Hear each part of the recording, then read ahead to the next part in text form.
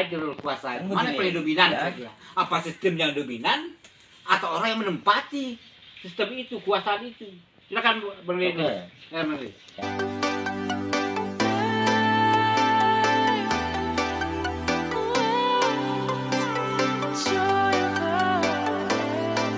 Bagaimanapun kekuasaan itu kita butuh untuk tujuan bersama, kan?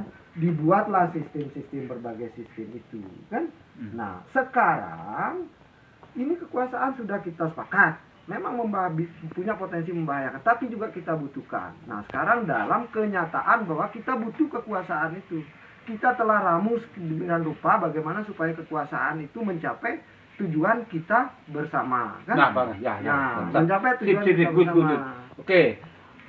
Beliau menyasar bahwa kekuasaan ada sistem, ya, ada yang membentuk kekuasaan itu. Tapi Bang Reni saya lihat tidak itu maksudnya. Oknum, bupati, kepala dinas, kepala keluarga, kepala RT, kepala kelompok, manusia, kekuasaan itu. manusia. Bagaimana membandingkan itu dengan sistem dengan manusianya yang menempati sistem itu? Terkait dengan kekuasaan, mana yang paling dominan? Ya. Apa sistem yang dominan atau orang yang menempati sistem itu, kekuasaan itu? Silakan Bang Reni. Ya. Mana yang paling Perjuangan manusia melawan kekuasaan adalah perjuangan ingatan melawan lupa. Ingat ini Mas Henry, tipis sekali bedanya. Manusia ini ya adalah objek dari kekuasaan. Ya. Manusia ini. Ya. Objek manusia ini, objek. Nah, watak manusia itu apa yang kelihatan ketika dia dikasih kekuasaan. Kekuasaan ini jahat, maka dia butuh kontrol, butuh pengawasan. Karena kekuasaan ini, ketika manusia diberi kuasa, dia akan kekuasaan itu jahat, maksudnya sistem atau manusianya? Kekuasaannya kan dibuat sistem nilai dari sistem. Orang baik. Saya harus pisahkan dulu, ini ada yang terpisah, berbeda. Manusianya atau sistemnya yang kekuasaan itu yang dimaksud. Kekuasaan ini berangkat dari sistem nilai. Ya, yang tadi yang disepakati itu katanya akan dibuatkan. Nah, kita butuh kekuasaan, memang butuh. Kita butuh kekuasaan. Ya. Nah, tapi yang kita butuhkan adalah kekuasaan yang efektif. Agar kekuasaan itu tidak menindas. Gitu loh. Problemnya ini, sistem ini, ya, kalau sistemnya baik, Mas Henry, manusia yang masuk ke sana akan menjadi baik. Dipaksa oleh sistem itu. Dipaksa oleh sistem untuk menjadi baik. Tapi kalau sistemnya buruk, orang yang baik pun akan rusak dalam sistem itu. Nah, kita mengambil jalan demokrasi, kata Amru tadi. Ya, bentuk kompromi kita 98 itu adalah mengambil jalan demokrasi. Demokrasi itu ada pemisahan kekuasaan. Ini realitas Prancis, bukan realitas kita. Ya, kalau kita baca itu Trias Politika, ya, cabang-cabang kekuasaan itu udah dibagi-bagi kan. Nah, ini realitas Prancis. Ketika masyarakatnya sudah rasional, sudah terdidik dengan baik, Mas Andri. Ya, itu loh.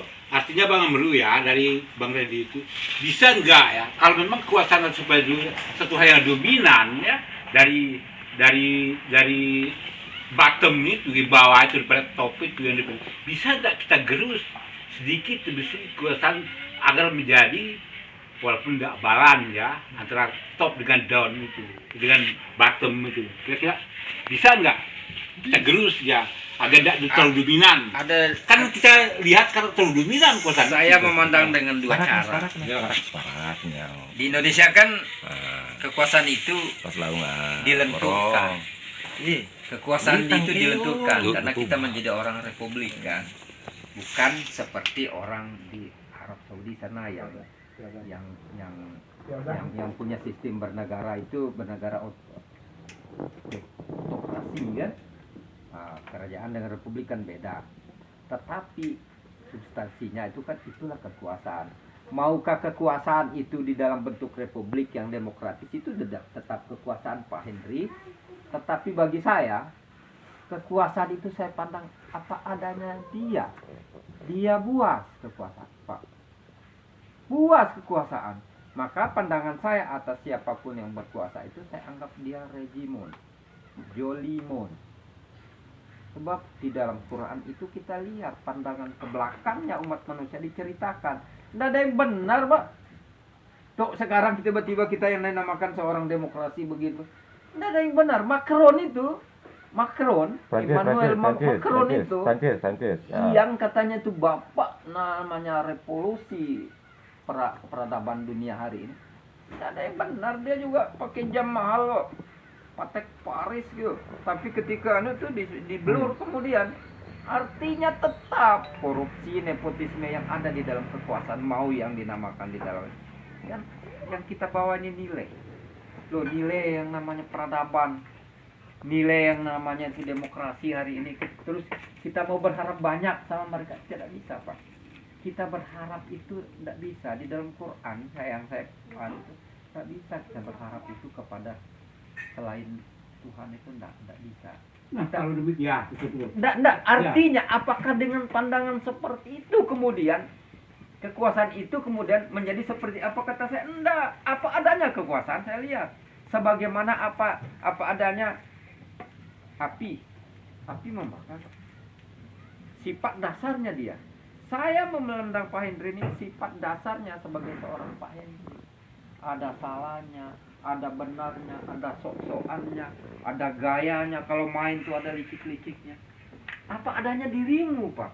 Bukan apa adanya sesuatu yang ditutup-tutupi.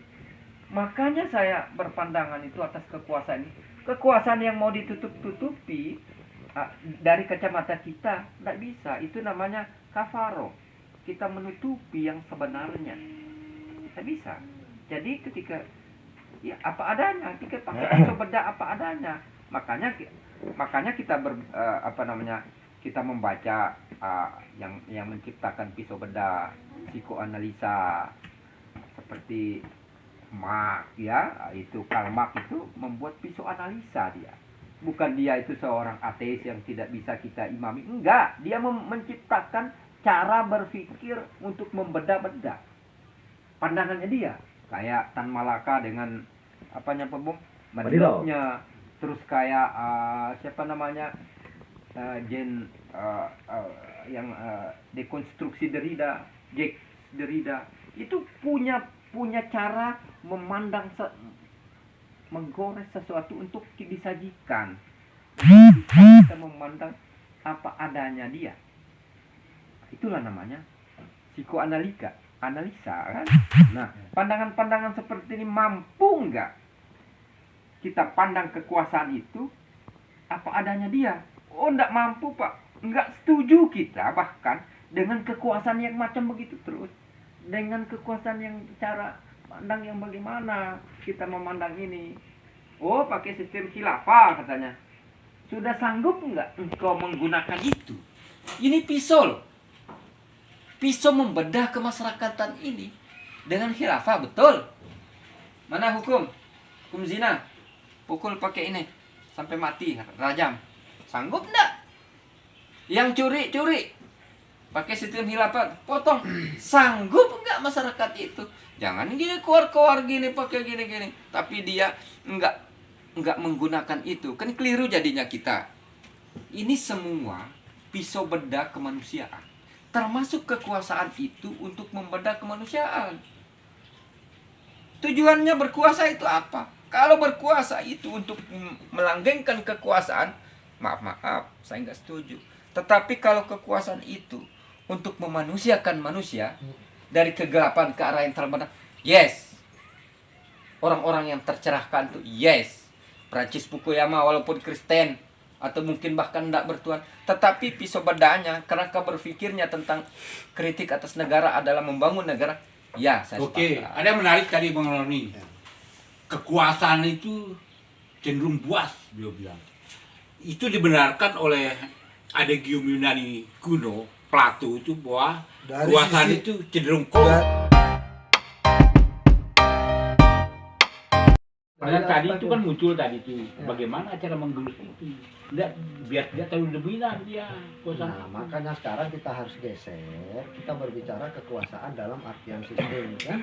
Nah, Bung Randy itu sudah sangat jelas tadi kan menyampaikan, kan ada parameter yang kita bisa gunakan untuk mengukur apakah kekuasaan itu sudah sesuai dengan apa yang menjadi harapan.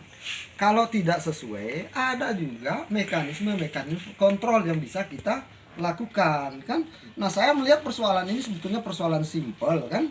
Kalaulah misalnya kita sepakat di sini mengatakan bahwa ada kondisi di kita ada ketimpangan dalam hal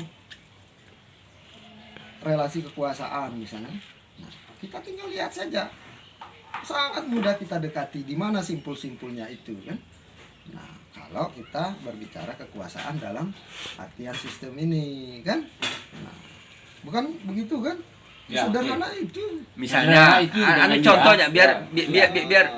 biar jelas. Mungkin barangkali Pak Henry kan belum jelas kalau dijawab tanpa contoh.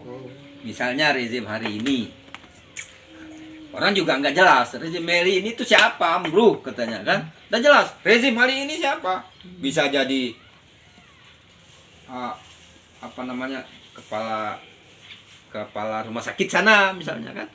Rezim hari ini tuh yang jelasnya siapa, biar jelas. Kan itu yang dimaksudkan sama Pak Henry. Ya. Bagaimana kemudian kita dengan rezim hari ini datang ke dia gitu kan. Datang kepada yang tanda kutip saya sudah terangkan bahwa dia buas. Dia itu monster. Bagaimana caranya kita itu mendekati monster?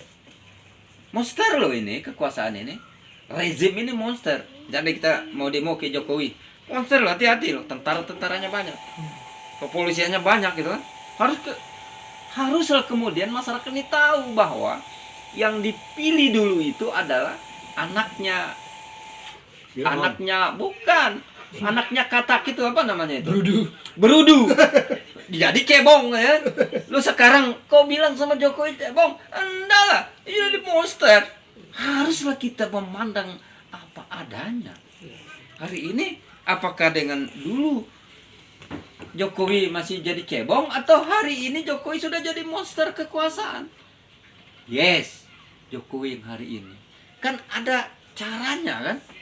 Betul kita memilih dia dari seorang tukang kayu. Betul. Tapi ketika diletakkan pangkat di dalamnya, hati-hati Pak.